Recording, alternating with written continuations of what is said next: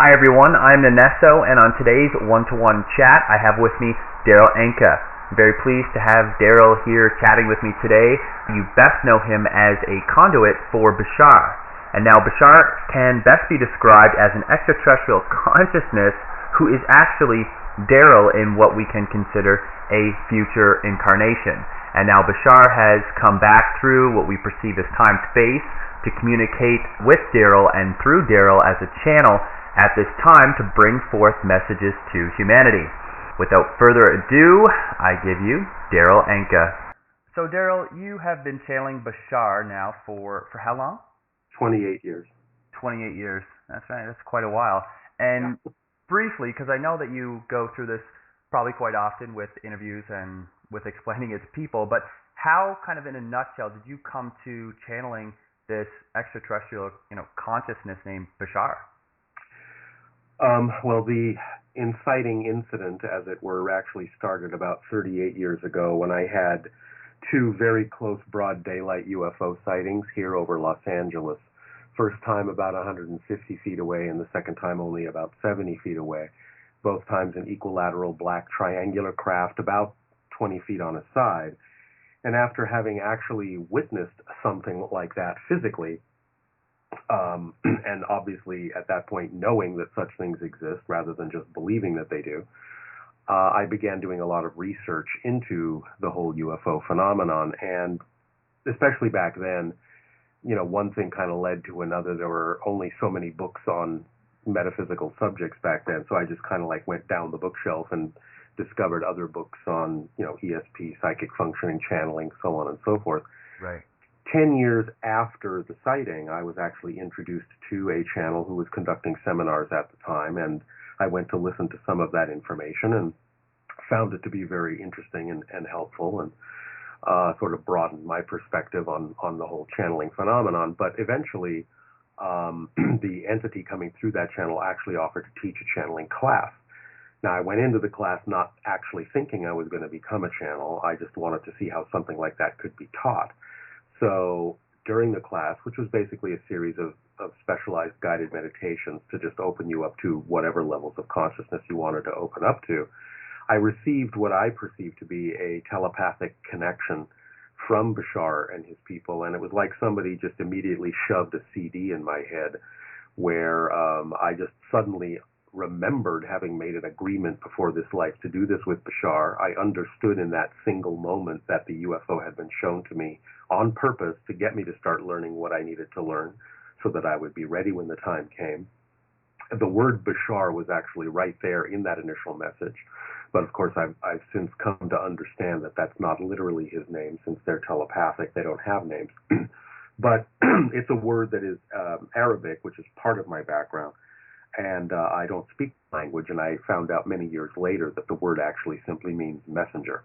So even though it's not his name, it's obviously appropriate to what he's doing. But in that one instance, the message that came was, now you remember you made this agreement, and now you know it's time to begin. Is this something you still want to do? And I had to think about it for a while because I didn't really know at that moment if I was hallucinating or not. Right. But as soon as that started happening in my head, the entity coming through the channel that was teaching the class, who had been talking to the class at that moment, stopped speaking and turned to me, and in that instant said, there is somebody here for you if you're willing to begin. So I instantly got, at least some outside validation that I wasn't just imagining this. And I decided to go ahead and pursue it. And one thing led to another. And eventually, after I went through the class, a woman doing the first doctoral thesis paper on the connection between psychology and channeling asked me if I would be one of her subjects for study so that she could take notes and make her paper. And I channeled to her friends in her house. Mm-hmm. But the first week was 5 people. Then the second week was 10. And the third week was 20. And it just started growing from there by word of mouth. And, here I am 28 years later, and by word of mouth at this point, I've been to probably over 30 cities around the world just by being invited because people hear what Bashar has to say and they want to talk to him in person. That's right. I mean, I myself, like I said, I'm 26 years old, but I've been following Bashar, for the past 5 or 6.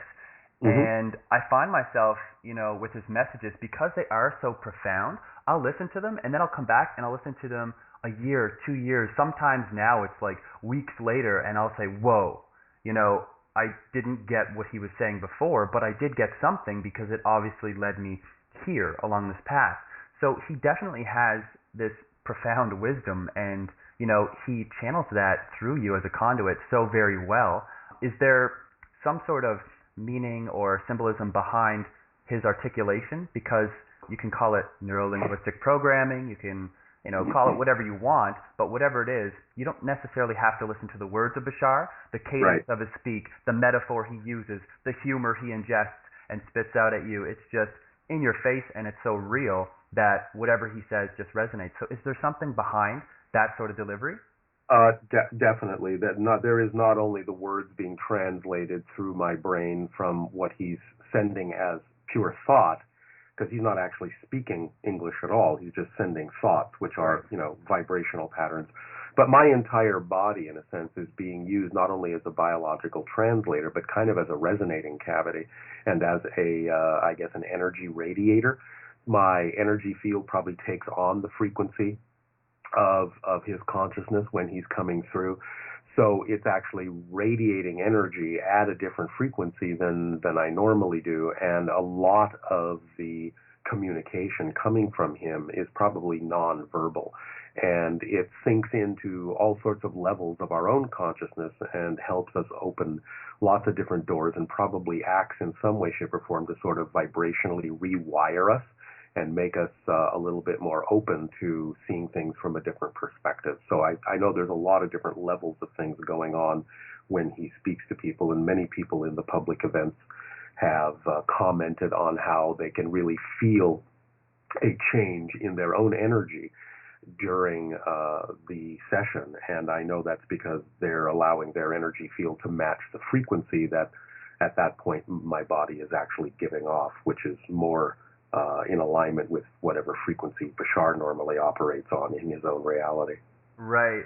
That's incredible because, I firsthand would say, as an intuitive, in the work that I do coming through as an Inesso, it's sort of like a 0-point wisdom that comes through, and I don't channel a separate being. And I've talked to other popular channels around the world on this, and it's sort of this consciousness, a stream of consciousness. I envision it as a river, and I go in with my bucket, and I just pick water up out of that bucket, but there's no bottom in the bucket, so it just flows through it. So I've got this like bucket, and I'm like, hey guys, come look at my bucket. When the water flows through the bottom, the sediments on the bottom Right. are really cool to look at. So by looking at that, they get more of a breakdown or an understanding of what the river's made out of, so to speak. Yeah, So, I've often sort of used the analogy that channeling Bashar, to me, when I'm doing it, feels like I'm trying to allow Hoover Dam to sort of come through a garden hose. yeah. There's this amazingly large amount of energy on one end, and it's squeezing itself through this very narrow conduit in order to reach the other end. And but I find that over the years, the more that I sort of relax about it, the more I allow it through, then the hose, in a sense, widens, the conduit widens and relaxes, and more of the energy on the other end can come through. However, Bashar himself has said that probably at this point, the maximum amount of the percentage of his total energy that we experience on the best of days that I channel him is probably only about 5%. Wow. Well, I guess that sort of matches up with what scientists say about the usage of our brain. Well, yeah, although Bashar has something very interesting to say about that. From his perspective, it's not that we're actually only using 5 or 10% of our brain. From his perspective, we're using 100% of our brain, but we're using it to make it seem as if we're only using 5 to 10%. So that's a big difference. No, that is, and see that right there, and I've actually watched the video where Bashar channeled that message, so it's coming back to me now. But that's interesting because it really flips a paradigm within the people that are hearing that, because they're like, well, what do you mean I'm using 100% of my brain to give myself the experience of separation? And it's like, well, if you think about it, everything is an experience. And so in order to create that, the life inside the box, you've got to create the box. And again, I've heard that through your channelings with Bashar again, that there really is no box. It's the illusion of that box that gives you the experience, which is kind of what you're here for. Yeah, we create certain kinds of filter within our personality or ego structure in order to remain focused on the theme that we're attempting to explore, which if we didn't have that arbitrary or artificial filter, we would not be able to explore that theme and discover new things, discover new perspectives. So we are really picking up on a lot of things, but we're only aware of a small percentage of what is actually being processed through us. And from your understanding, are we able to expand that awareness to become and embrace more full? Absolutely. Now, the whole idea, I think, of expansion of consciousness is rather than the idea of learning to use more of ourselves, it's really just remembering or getting a different perspective on the fact that we actually already are using 100% of ourselves, but it's changing the perspective of exactly how we view that. So in shifting that point of view and in realizing that we are already using more of ourselves than we think we are, then we gain the effect of that greater usage. Right, and you can probably relate to this too. I mean, I work in film as an actor, behind and in production as well, and I've done it for about 8 years, so I've done many roles on a production or on a film set. And that's what I do when I translate that with, people that are around me and my clients, and I try to tell them and explain to them that, know your role. The knowing of your role is the most important bridge, because once you know your role, you're aware of the others, and you're also aware that in some other quantum now you are, that other. So yeah, it all has to exist. It all has to be present in order for you to access more and more of it. It doesn't come from nowhere. And since, as Bashar has explained, everything really does sort of exist simultaneously, it all exists at once, it all exists now, the process is really just becoming more and more aware of more of what does exist rather than in some way, shape, or form accessing something as if it's not already here. That's right. Everything that exists always does exist, as Bashar likes to say. Yeah. Going back to how you, sort of filter or translate the energy that Bashar comes to you as, some people, they don't understand that, and I try to talk to them about channels, because like I said, I've talked to a few, and, you're up there with one of those ones I really have that resonance with. And the energy that comes through, because I try to describe this to my friends and family because they're closer to me, they may understand. My clients, on the other hand, they just take it and they're like, wow, it's profound wisdom. I don't know you, it's something I haven't heard, and it's applicable and something that's really, changing me vibrationally. But my friends and family, because they know me personally, they're like, you sound a little hokey, Dan. Who's Nanesso? And like, dude, I don't know, Daniel, but you just switched from 7 different topics in 7 seconds. And I still haven't processed the first 3 seconds of that conversation. So can you slow down? But at the same time, they always come back with, but I did get all 7 seconds, just not fully. You know what I mean?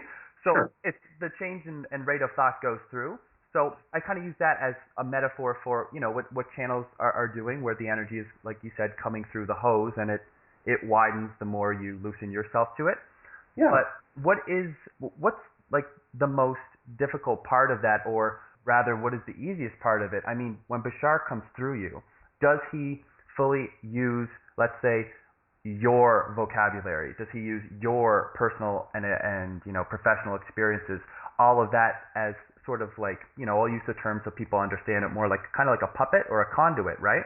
So does he use you fully, and can he go outside of you and, let's say, bring in scientific knowledge that you don't necessarily have the vocabulary to articulate? Can he access that through you, or does he have to work with what you have?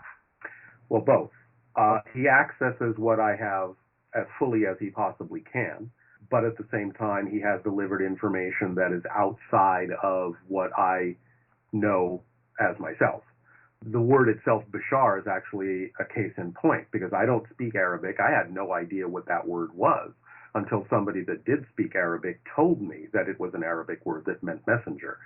So there are times when he can go way beyond what I know as a person, but even if he has to use the vocabulary that I was raised with, he can still sometimes describe concepts I know nothing about by rearranging those words in an unusual way, or coming up with ways to use the words that create a new description that at least gets closer to the concept that he's discussing that I may not necessarily have in my own consciousness. Right. And so in your own consciousness, when you're channeling with Bashar, what is the experience? For me, like, I can just throw it out there for imagination, and please, I stand corrected, so tell me your experience. But is it kind of like you go to, another place, you go through a portal or a vortex, or you're in darkness, or where are you when Bashar's coming through you? I am experiencing what I would call an extremely energetic and visual daydream. I am standing in the stream of the telepathic connection, so I'm getting all sorts of abstract or literal symbolic imagery that I know in some way, shape, or form must be representing what's being discussed, but I don't hear the words.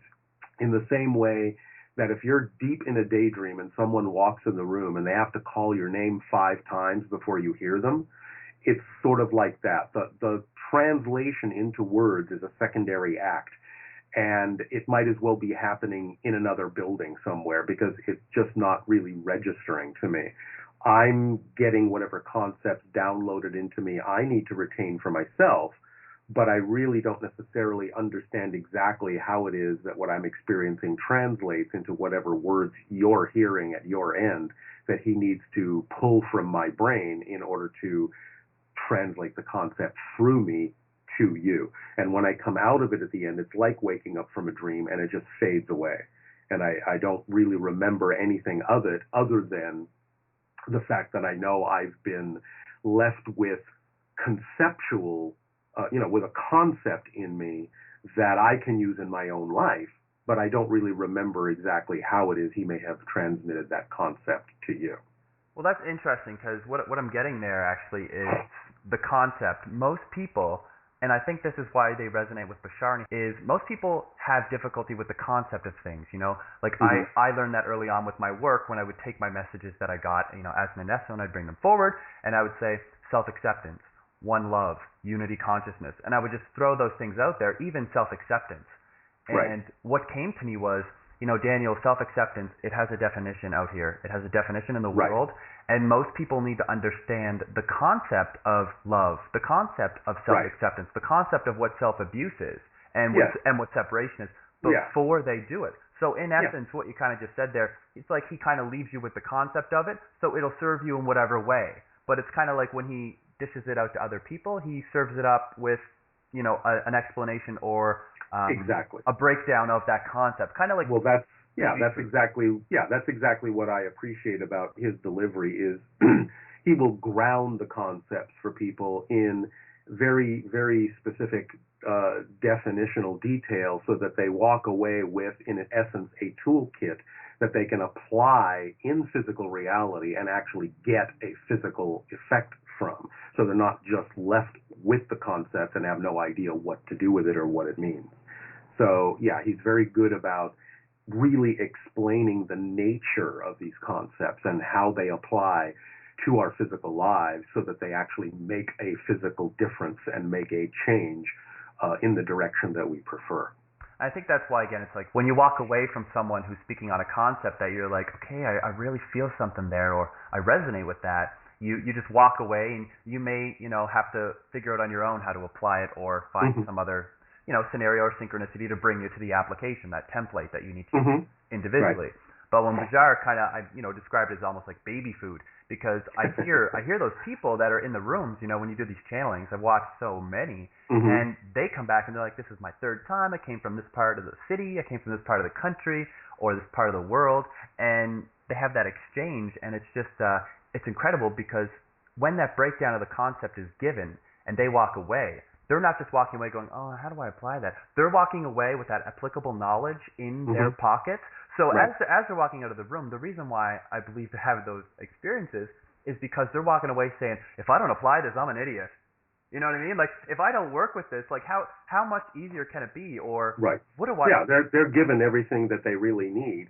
I understand, and Bashar understands, that there can still be belief systems and definitions that may make it sometimes a little confusing, some of the concepts, and maybe they don't feel like they can apply them right away, or they don't quite get a handle on exactly how to do that. But at the very least, Bashar has usually also given them the toolkit to deal with finding what those beliefs are that might be getting in the way, so they can transform those first. And then once they transform those beliefs and get them out of the way, then they can take the other information and apply it and be more effective with it. So he's giving them a really broad-based toolkit that not only gives them concepts and explanations of those concepts, he's also giving them ideas about how to deal with any obstacle that might come up in their ability to more effectively use those concepts by dealing with their own belief systems relative to those concepts. Right. You really do, as he says, and you really do have to get to the core first, then work your way out. So go in to go out. Exactly. That's really cool. So with your communication with Bashar, does he ever say, like, hey, Daryl, what up? What are you going to eat for dinner? Or like, what's going on with the movies? Or is it only when you're in that channeled state that you can have that communication? No, I've had communication with him independently, but it's usually not about my ordinary everyday life. I've had about 4 dream communications with him that are just literally like having a conversation like we're having now, through the entire dream. And I've also had a few telepathic downloads independently of the channeling. See, I only need to really go into that particular state in order for him to deliver information to the audience. But if I'm just getting information directly, then it's just an instantaneous telepathic download. So, for example, one time I asked him, I really, really, really wanted to know, I really wanted to get some insight on their spacecraft and how they work, what the principle is behind them, how they function, what the technology is. Yeah. And I got an instant, split-second download that took me 3 hours to write out on paper. So that's how concentrated the information is when it comes to me telepathically. But that happens rarely because he wants me to live my own life and make my own discoveries and use the principles that he's teaching for myself as well as for other people, because it's about applying those things in my life and making changes in my life as well. It's not just about being a conduit for other people, but if I don't apply the principles, if I don't act like an example of how those principles can work in physical reality, then I'm not kind of doing my job as well. So he leaves me the room to apply those things in my life, and we don't really check in that often because there really is no need to. That's right. So you would say that you consider Bashar to be, in essence, your higher self? Well, yes, although I think that as a person I have my own higher self, technically speaking, and all of these terminologies are a little bit arbitrary because of the nature of time and space, but it's really almost more like, I guess in classical terms, he would be more like my future self, in the sense that if we want to look at this incarnationally in the typical linear sense, he would be a future incarnation of mine, and I would be one of his past lives. And because, in essence, we're the same soul in 2 different lives, it's easy for us to make the connection, or at least it's easy for him to do it because of the civilization he exists in and the level of evolution that he exists at. But even though all lives from his perspective are simultaneous, that's why the connection can be made now. In classical terms, he would be more like my future self, whereas my personality as Daryl has its own higher self that I work with like everyone does on Earth. He has his own higher self, has his own personality, but technically he's my future self, the way he's put it. Okay, that's a really good translation of it. So would you say that there's any sort of mergence between Bashar's higher self and your higher self? I'm sure there must be, in order for the communication to fully link up. I know that it must take place on those levels as well. And in fact, Bashar's actually said that in order to really communicate with us on this planet, they actually have to sort of make agreements not only with the individual's higher self, but they actually have to make agreements with the higher selves of all the people they communicate with to make sure that they're not stepping on any toes or breaking any bonds or, spilling the beans or opening Christmas presents for people that they're supposed to open themselves. That's so right. They're always connecting to the higher self of every individual and to the planet, the collective consciousness higher self, to make sure that whatever information they deliver is appropriate, is truly valid for that particular moment, and they actually impose blocks on themselves when they're communicating with us to make sure that they don't actually access information that would not be appropriate for them to deliver at this particular point in our process or our evolution.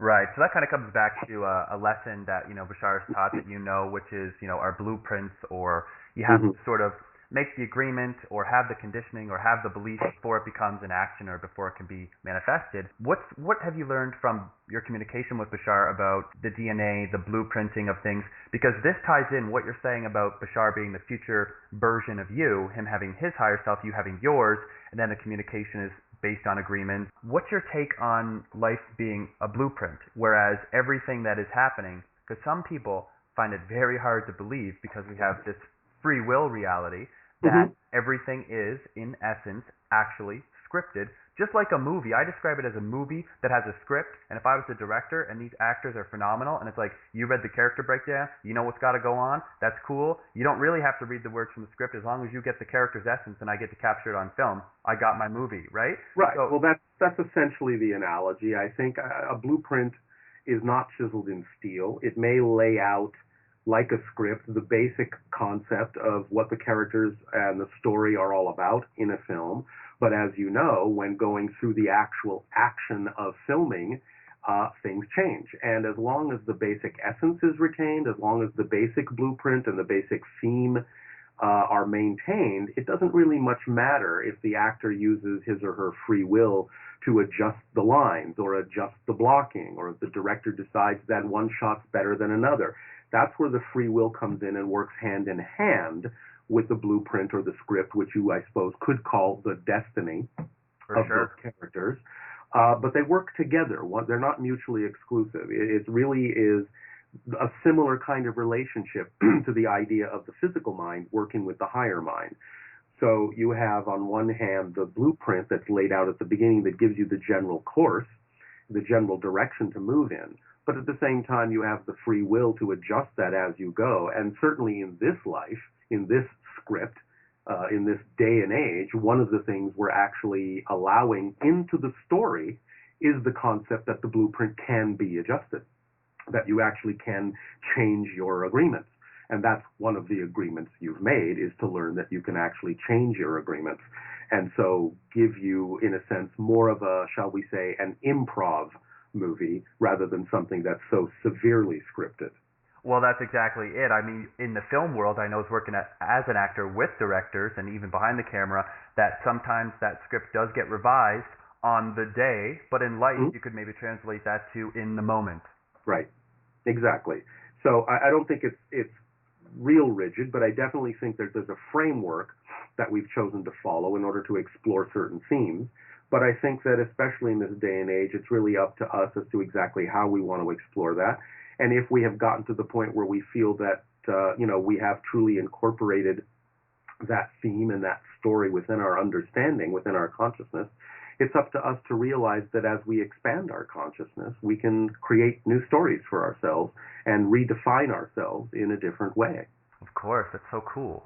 And now, with your messages and the knowledge that you've gained, and that you've integrated from Bashar, has he sort of mentioned anything about, like, the upcoming? I know there's a lot of sensitives out there that are all sensitive to something, especially happening in the next few weeks and months.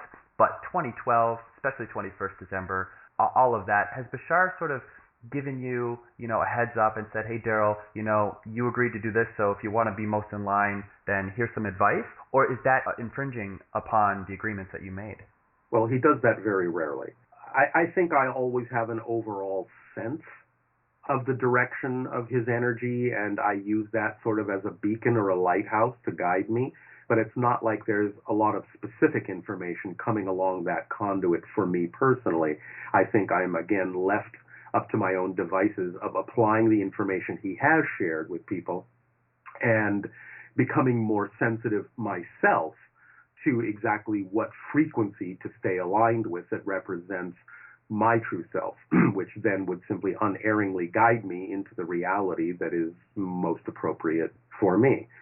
So I don't think he has to do a lot of hand-holding, because the principles he's already delivered, if followed, sort of act as their own guiding mechanism. Now, with regard to the idea of 2012, he has discussed with many people that certainly this represents, as many people already intuit, I'll just call it the leading edge or the bow shock of our collective consciousness, that we're, in a sense, piling up against ourselves and about to break through to another level. I think we, of course, have been building up to that for quite some time, and even after that date, will probably continue to accelerate. I don't think everything is going to just happen all at once, but I do think that it's an opportunity for us to experience a greater acceleration after this time, and I think it's an opportunity to experience more specificity with the kind of reality each of us prefers, and that we'll start to, over time, experience less and less and less of the realities that are not compatible with our frequencies. So it's an opportunity to really make sure we're on the right track that we want to be on, because as those realities start to diverge after 2012, it's going to be more and more difficult, I think, to go from one track to another, as Bashar has put it. And therefore, it's important now to really understand what frequency we prefer, to stay in that state of being, to live in that reality, to act as if we are in that reality. And by remaining in that reality, we shift ourselves to those parallel realities that are more and more representative and reflective of the vibrational changes that we're making within ourselves. And that's the big opportunity, I think, of 2012. Oh, of course. Sounds big. A lot of people are saying that 2012 is also going to be, this transition into a unity consciousness where we're actually going to become more one with ourselves individually, then collectively as the oversoul on Earth, and then beyond that, I guess it would be up to us, this, ascension process. So now that we've painted a pretty clear picture that Bashar, is basically, a version of you in the future coming back and communicating with you in the way he does, Mm-hmm. you have, because like I said, it's about this mergence in 2012, and people are saying that we're merging with our higher selves. So aside from your work with Bashar, have you been doing any sort of meditation work or anything of the sort that's bringing you into more of a communion with your personal higher self? Well, yes, in the sense that, of course, I'm doing that also when I channel him, because I'm standing right in the stream of the energy of what he feels like. So the more I absorb that frequency and make that frequency my own, the more I am merged with my own higher self. And the way that I express that is not only through the channelings, but also through my work in film. So, in other words, by acting on my own passion, as Bashar always recommends, I'm staying perfectly in alignment with that vibrational energy that represents the blending of my physical and higher mind. And the more I take action in the direction of my passion, the more integrated my physical and higher mind become. So in essence, standing in that stream is like you charging your batteries to go and live that passion Bashar is, advocating so clearly. Yes. See, the thing about one of the most profound differences that exists when I'm channeling him, I get to feel what they feel like. And they don't have a single shadow of a doubt about anything. Their conviction about what they perceive to be reality is absolute. And by getting exposed to that, even for a small amount of time, it's so profoundly different than how most people live their lives that it just has to start rubbing off on you. And it makes changes in you. It rewires you. So staying in that state where you're fully convicted of whatever your path is, whatever represents your highest passion, has everything to do with allowing you more opportunity to continue to generate that state. As Bashar puts it, what we call passion, what we call excitement, is our body's translation of the frequency of energy that is actually representative of our true natural selves. And the more we choose to trust that, and the more we choose to act on things that only contain that energy, then the more we're staying in alignment with what he would call our compass needle, pointing directly to our magnetic north. And as long as we stay in alignment with that energy, then we are straight on the path that represents our true natural selves, and it gives creation the best opportunity to support us in all the ways that it can. It's only when we resist our natural selves and go into fear and self-doubt that we find all the difficulty in our lives being created. As Bashar said, basically pain is the result and struggle is the result of resisting our natural selves And if we would stop doing that, our lives would actually turn into something quite ecstatic and joyful, because that's our natural state. So what stagnatizes us and holds us back in this fear, vibration or fear-based bubble of uncertainty is holding on to this energy that's coming through us, and as you experience full on metaphorically and actually as standing in that stream of your higher self, that consciousness, while Bashar comes through you, you know very well that you've got to relax and you've got to let that energy come through and translate, or else it won't be as profound and as impactful as it is coming through.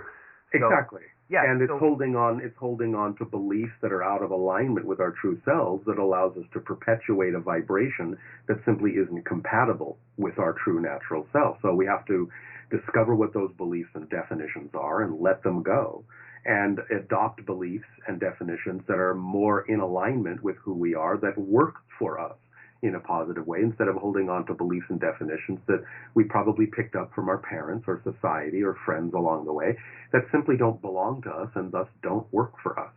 Right, and the information that I get is that it's so simple to do that, or the answer to be that conduit of continuous flow is so easy. It's just, do you want to actually do it? Like, are you willing to actually go through and dismantle, transcend, and rewire your beliefs?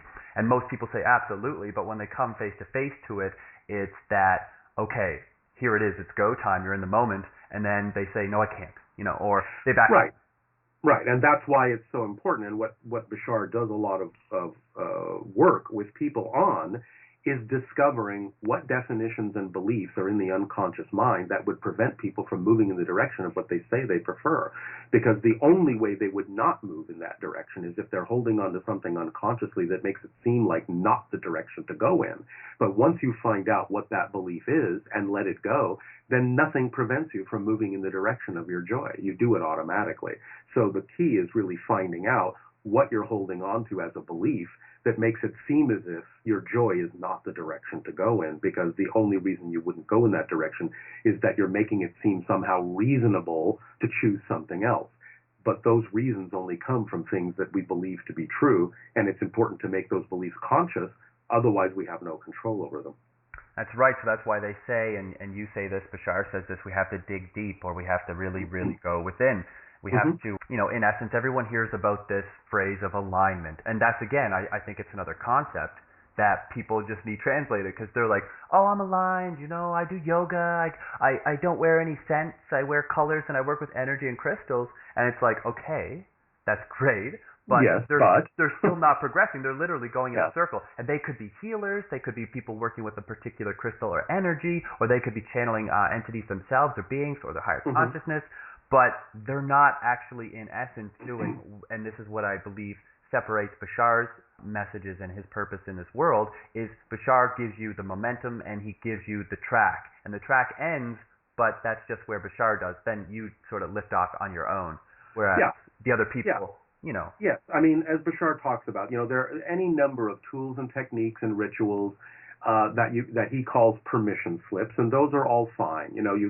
You can say affirmations all day long, and that's fine as a permission slip to get you into an appropriate state of being. But the point is that a lot of people only use those things to gloss over the fact that they don't actually want to dig deep and find out what they really believe to be true. Because if you're holding on to a negative belief or a belief that's fear-based, no amount of affirmations in the world is going to allow you to transform that unless you become aware of exactly what that belief is. And the more you avoid it by glossing it over with some other kind of idea that doesn't allow you to really dig deep enough to see what it is, it's just going to keep that at bay longer and longer and longer. And eventually, people are just going to get to the point where they realize that they just have to take the time to find out what those things are. But that's actually a very exciting thing. When you actually know you have the ability to access those beliefs and find out what they are and identify them consciously, that makes you very self-empowered.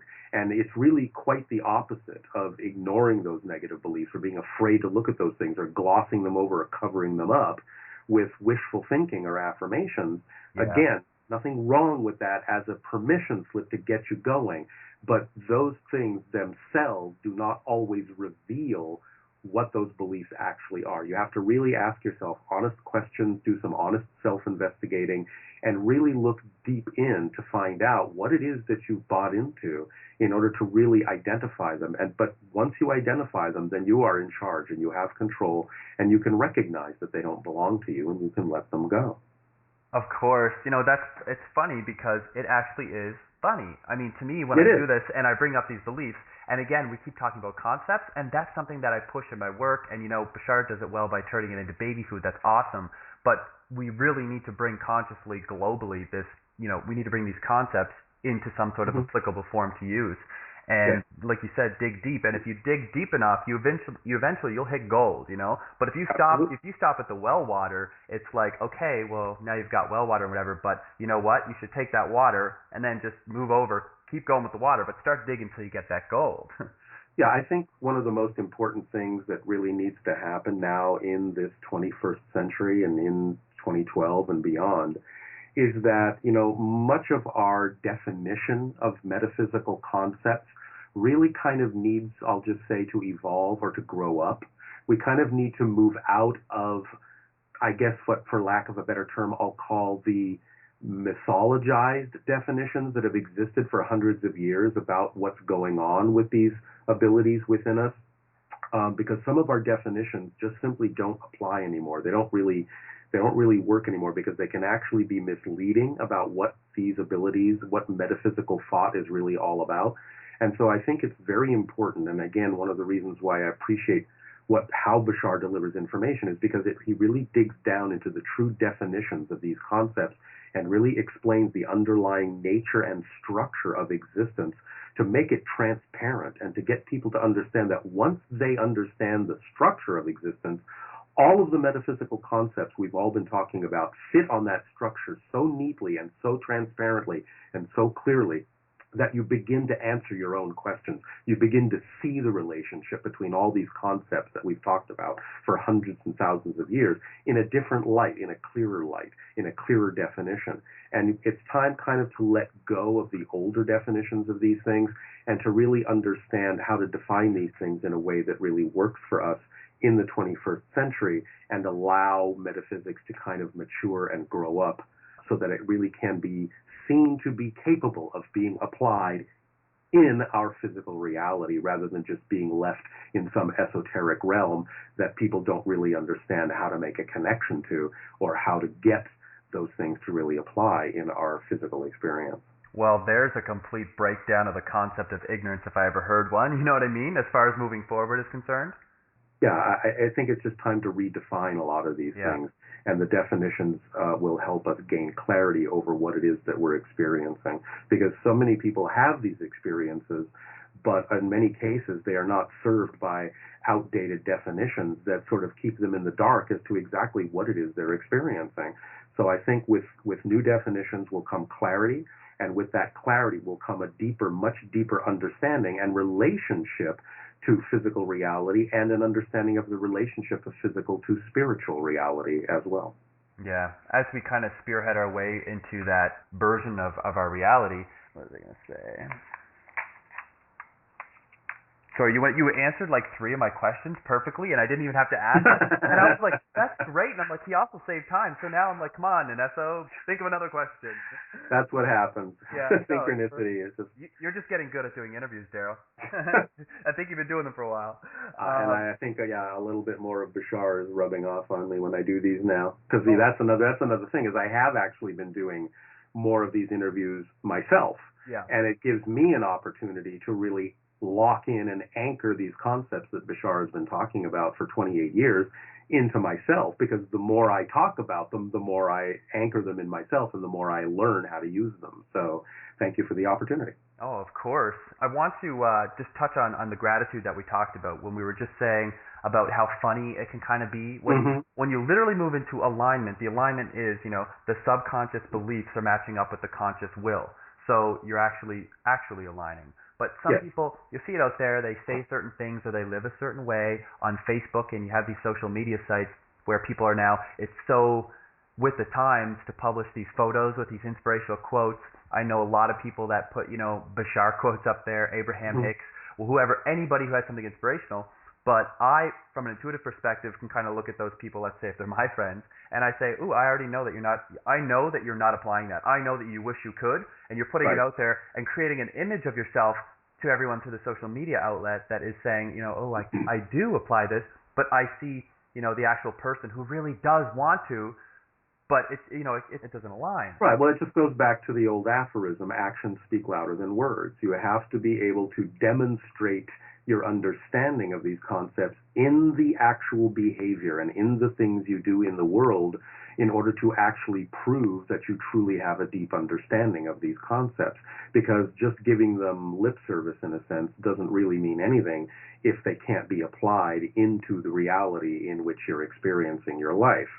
The kind of one phrase that I use now and then, and none of this is meant in a derogatory way. This is all sort of part of the cosmic joke.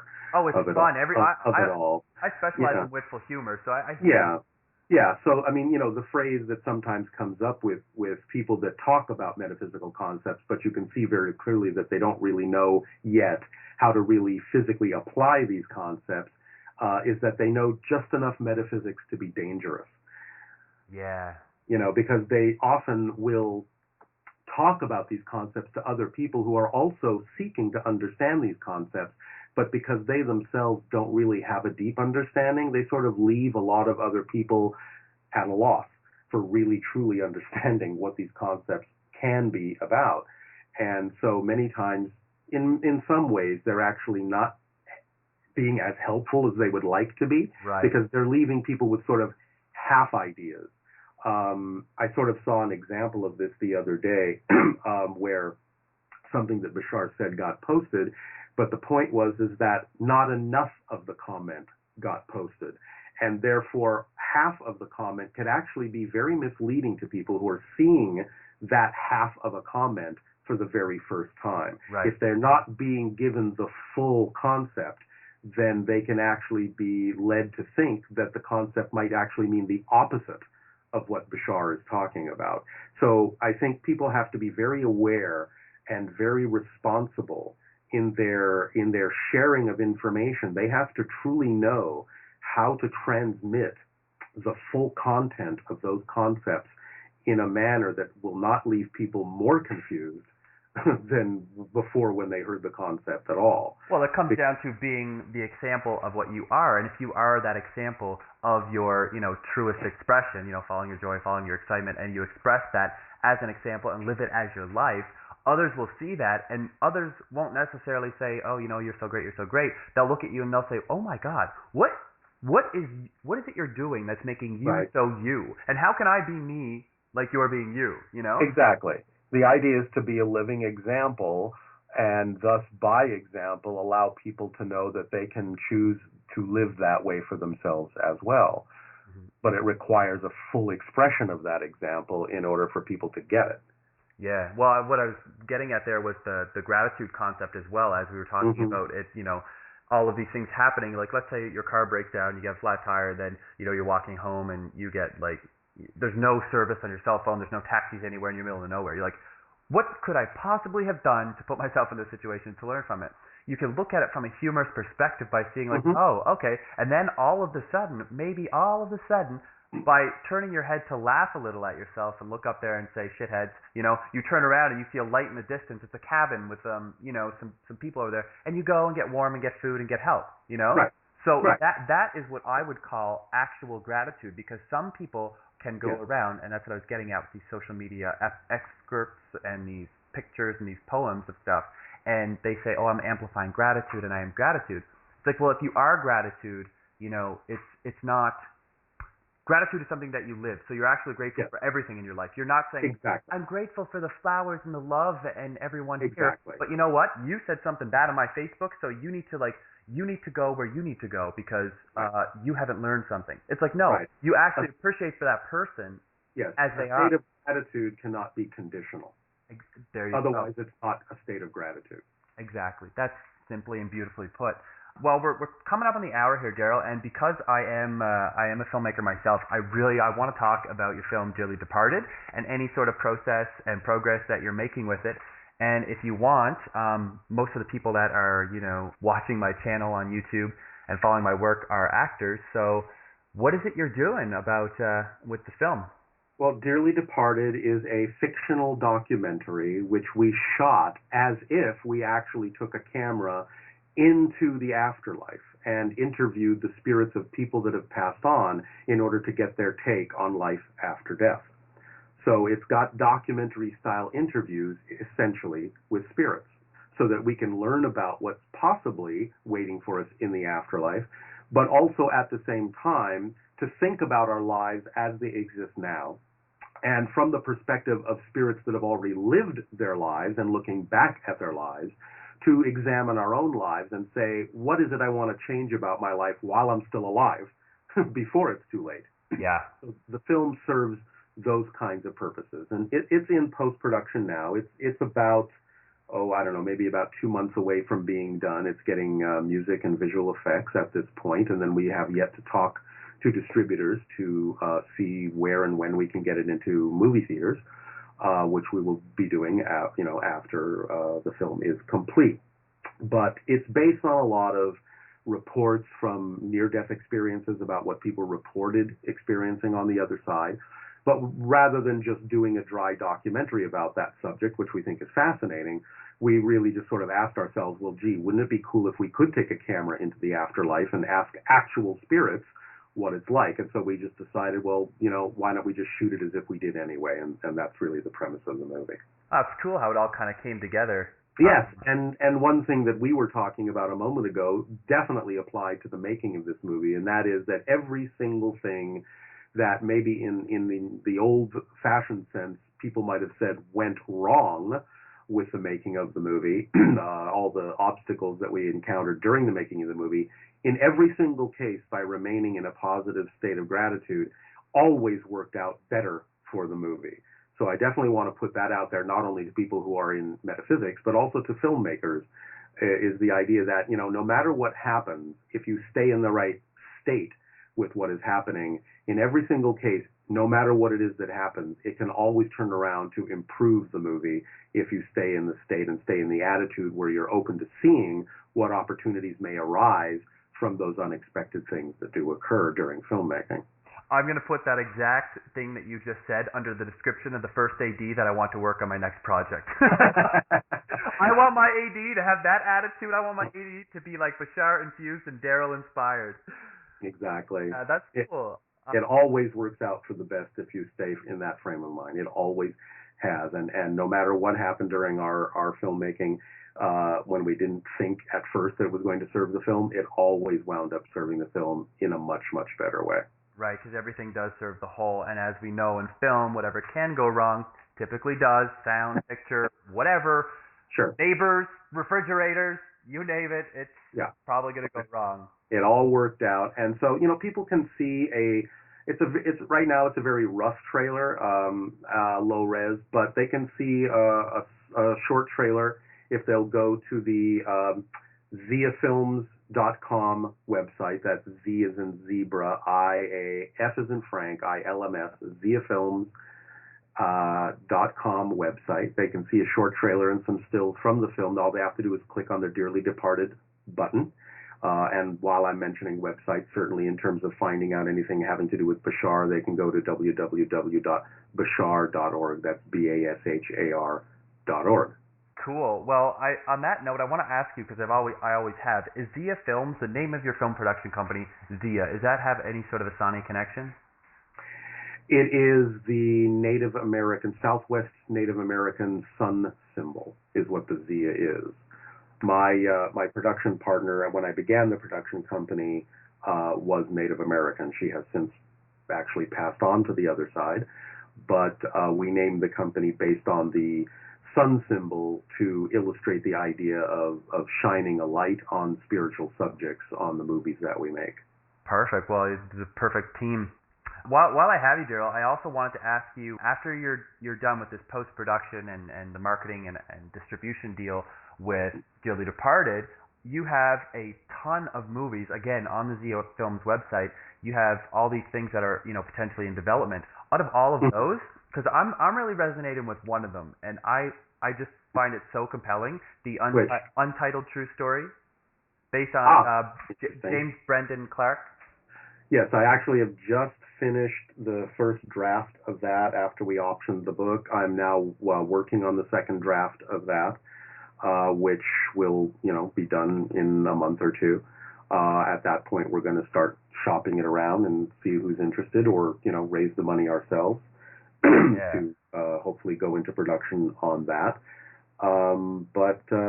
It's a very interesting story of someone who used metaphysics to turn their life around from somebody who could ostensibly have simply wound up being a criminal in jail to someone who earned a PhD in metaphysics and now teaches metaphysics and martial arts. So it's a very inspiring story, which is why we optioned it.